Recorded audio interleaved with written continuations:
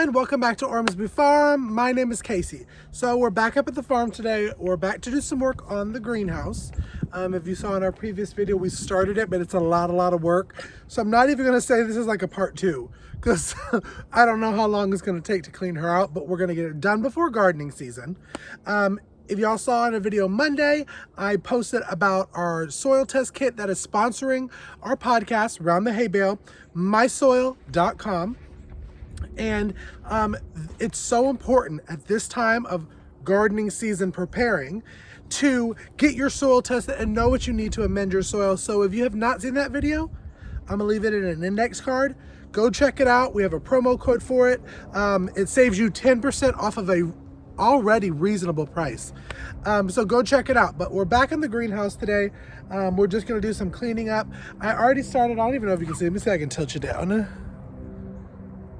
Unhauling some of the gravel from the opposite side of the property over here to lay down here. Got a little bit of that going, and I'm gonna wanna start doing that in the greenhouse too. So I'm gonna go ahead and take you inside and let's start going. So if that interests you, come along.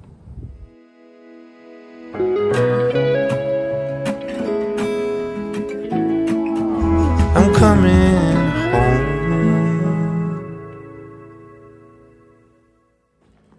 Alrighty, y'all, so we're back in the greenhouse. Lighting is not that great right now because there is the shade cloth on it.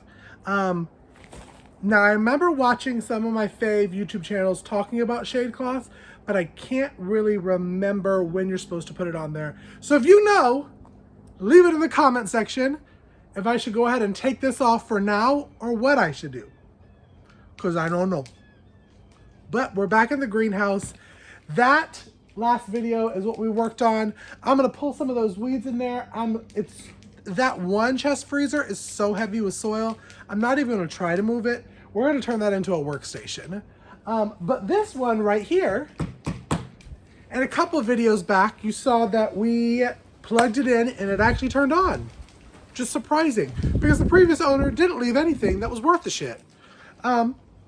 Except this.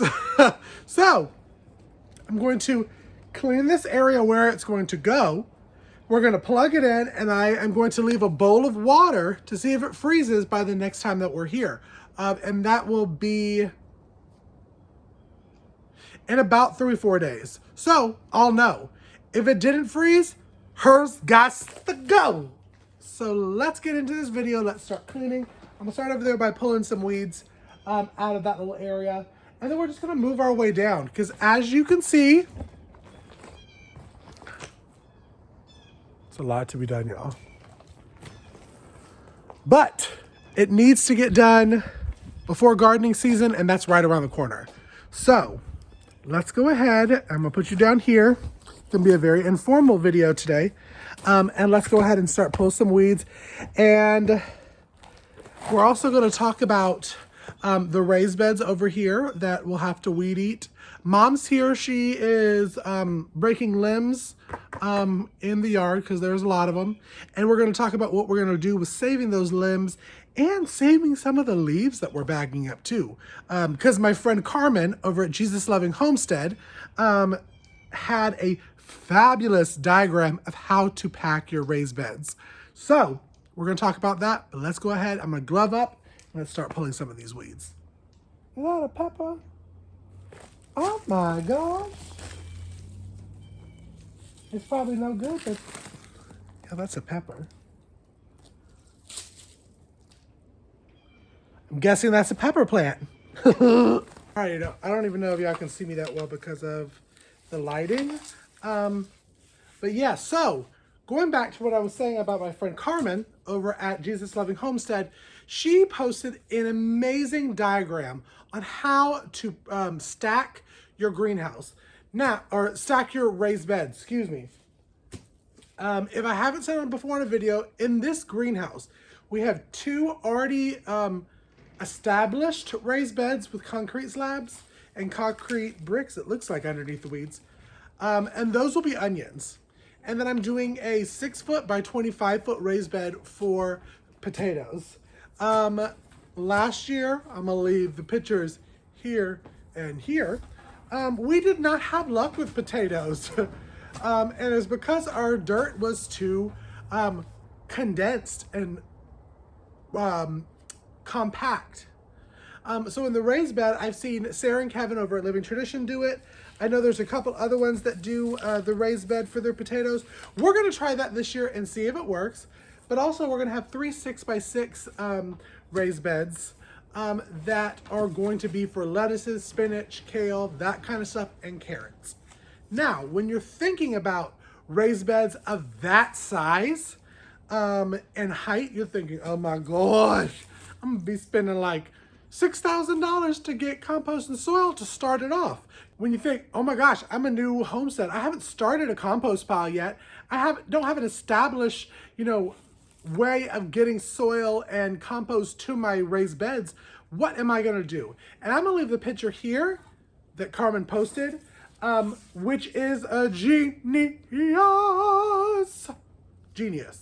So basically it's going to be the cardboard at the bottom, and then you're gonna have some logs. And let me tell you, I'm gonna show a little bit of videos here of logs that we have just literally lying around the homestead. So cardboard, logs, then right above that, you're gonna have the twigs and you're gonna have leaves.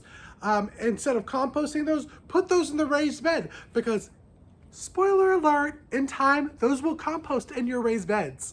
And then above that, you're going to do your cheaper soil with a little bit of compost, and then your top layer is going to be your expensive organic potting soil, whatever you want to call it, compost on top, so you can save money. I feel like a teacher on a whiteboard now. Beep, beep, beep, beep, beep, beep, beep. So yeah, so thank you, Carmen, for posting that, because that's literally what we're going to do, because we have about 1,000 square foot of raised beds that we are going to be using this year. And I had to think of a way that we were going to get those filled without completely draining me of all money. So yes. So now I'm gonna hush up, and I'm gonna go ahead and get working on this and bag it up. You don't want to pack your weeds in with the other stuff, just to FYI. Because at first I was like, oh, I'm gonna compost this. No, you don't want to compost weeds, because then they're gonna grow, and then it's not gonna look good. And yeah, so yeah.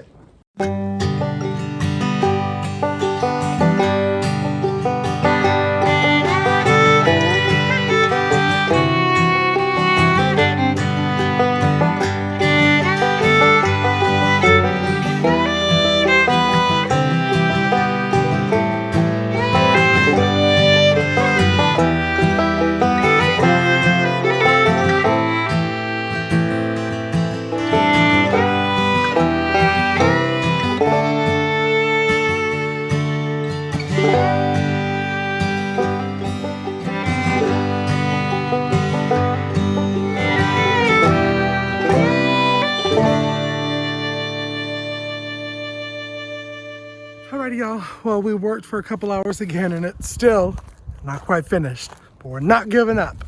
So we are going to finish up this video, and there's a little dumpster area, which is where Mom's taking the bags, and we're going to be back in a couple days and start another batch. But we did get a good portion behind me clear, and then next time we'll finish that up and move the freezer over there to test it.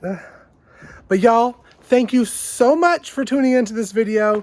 Thank you so much for listening to me gab at the beginning of the video about compost and raised beds. Thank you to Carmen again for that fabulous information. If you're enjoying these videos, make sure you like and subscribe. Go ahead and hit that thumbs up, subscribe, hit the bell notification so you know anytime that new content drops to our channel. Follow us on social media at Instagram and Facebook at Ormsby Farms. And until next video, thanks for stopping by our new homestead. Be blessed. I'm coming home.